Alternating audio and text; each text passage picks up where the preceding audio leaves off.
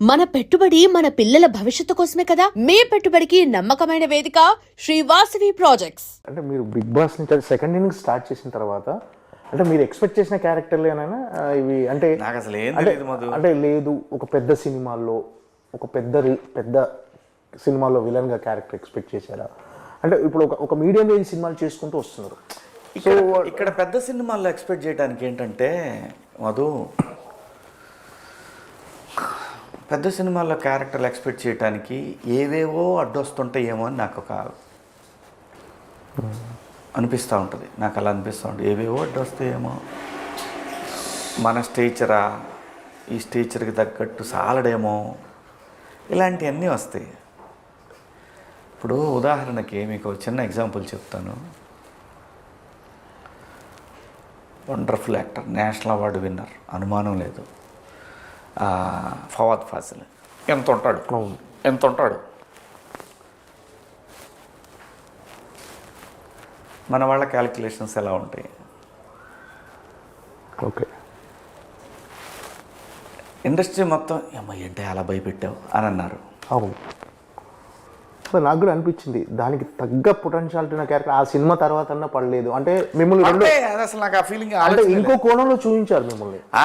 ఇంకా అంటే ఏదైతే తెలుగు సినీ పరిశ్రమలో కొన్ని బలమైన క్యారెక్టర్లు కావాలో అలాంటి కోణంలో చూపించారు. ఇక్కడ ఏంటంటే మన తెలుగు సినిమాకి, మన తెలుగులో చాలా అంశాలు ఇన్ఫ్లుయెన్స్ చేస్తూ ఉంటాయి.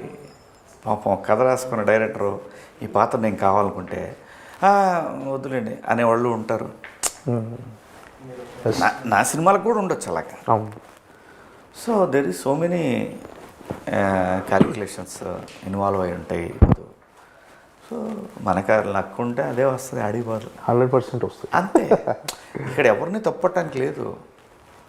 ఏంటంటే ఒక చిన్న ఏముంటుంది,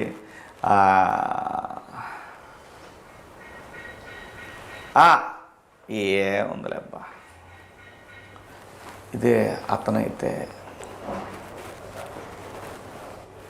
మళ్ళీ మన భాష కాదు, మన కథ కాదు అలా అని చెప్పి వద్దని కాదు. డెఫినెట్గా అందరం అన్ని భాషల్లో చేయాలి, అనుమానమే లేదు. చేయగలిగిన వాళ్ళు ఉన్నా కూడా ఏదో సమ్ ఈగోసో, సమ్ క్యాలిక్యులేషన్సో, లేదంటే ఈ అదృష్టం వాడికి పట్టుందో, మనకు ఆ పాత్రకి రావాల్సిన అదృష్టం లేదు, ఏదో ఒకటి ఇన్వాల్వ్ అయి ఉంటాయి అంతే. దాని గురించి ఎక్కువ ఆలోచించడం కూడా అనవసరం. హాయిగా మనకు ఉన్నాయి చేసుకుంటా పోవటమే. కోట శ్రీనివాసరావు గారు కూడా ఇది ఎప్పుడు కంప్లైంట్ చేస్తుండేవాడు. మన కంప్లైంట్ ఇది కంప్లైంట్ కాదు, నేనైతే కంప్లైంట్ చేయను. మీరు కంప్లైంట్ కాదు, మనం ఎవరి అదృష్టాన్ని మనం తీసేయలేం. నీకు తెలుసు మన పుష్ప విషయంలో అది నేను పొద్దున్నే వెళ్ళాలి, నన్ను అడిగారు, నేను పొద్దున్నే వెళ్ళాలి. ఓకే, కానీ ఆ క్యారెక్టర్ ఇంకొకళ్ళు వరించింది. ఓకే, చెప్పలేము ఎక్కడ ఏ యాంగిల్లో అతను బాగుంటాడేమో అని. తప్పేం కాదు. సో అదంతా కూడా ఇంత లక్ కూడా ఉండాలి అబ్బాయి. ఓకే, అది ఆ లక్ లేదంటారా మీకు? లేకపోతే ఇవన్నీ ఇప్పుడు ఎలా చేస్తున్నాం, వస్తుంది అయ్యే వస్తాయి. అసలు ఇవన్నీ ఆలోచించకూడదు. అసలు మీరు పట్టించుకోరా? అదే అస్సలు టేక్ ఇట్ ఈజీ, అస్సలు పట్టించుకోను నేను.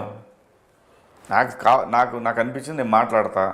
పొరపాటు అని ఎవరిని ఫీల్ అయినా సారీ అంటే నా ఉద్దేశం అది కాదని నేను ఎక్స్ప్లెయిన్ చేస్తాం.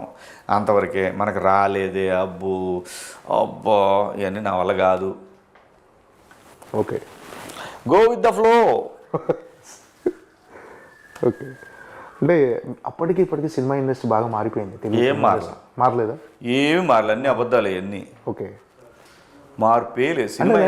అంటే సినిమా మార్కెట్ స్థాయి టెక్నాలజీ మారింది, మార్కెట్ మారింది అంతే తప్ప సినిమా కూడా మారిపోయినాయి కదా. రెమ్యునేషన్లు, బడ్జెట్లు అన్ని మారిపోయినాయి. ఏం మారలా. బంగారం చిన్నప్పుడు ఎంత ఉంది అబ్బాయి? 6,000 ఉంది. ఇప్పుడు నా పెళ్ళప్పుడు 6,000. ఇప్పుడు ఎంత ఉంది? 1,35,000 ఉంది ఈరోజు. బంగారం ఎందుకు మారింది? అదే మార్పు అనేది ప్రతి అంశంలో ఉంటానే ఉంటుంది అబ్బాయి.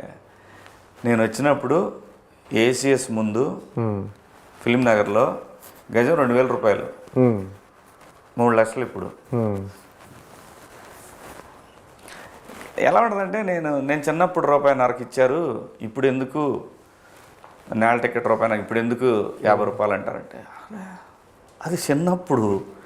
అప్పుడు మీ నాన్న ఉద్యోగం 300 రూపాయలు శాలరీ, ఇప్పుడు మీ నాన్నకు 12,000.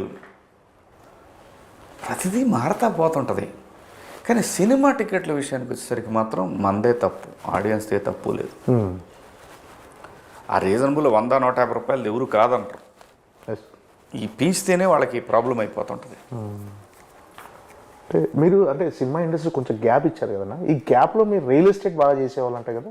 రియల్ ఎస్టేట్ బాగున్నప్పుడు చేసిన, బాగాలేనప్పుడు చేసిన, ఎప్పుడు అదే నాకు అన్నం పెట్టింది. అదే నాకు అన్నం పెట్టింది. లేకపోతే నేను నా ఫ్యామిలీ నన్ను వదిలేసిపోయేవాళ్ళు. మరి అంతే కదా. అది లేకపోతే అలానే పెద్ద ప్రొడ్యూస్ పెద్ద సామ్రాజ్యం క్రియేట్ చేయలేం మనం. బతుకు తెరువుకి చేసుకుంటా భయం అంత ఇంత సాత్ ఇచ్చింది, నడిపించాం. మళ్ళీ సినిమాలు వచ్చినాయి, సరే అదే ఆగిపోయింది. ఆ వ్యాపారం అవన్నీ ఉంటాయి అంతే.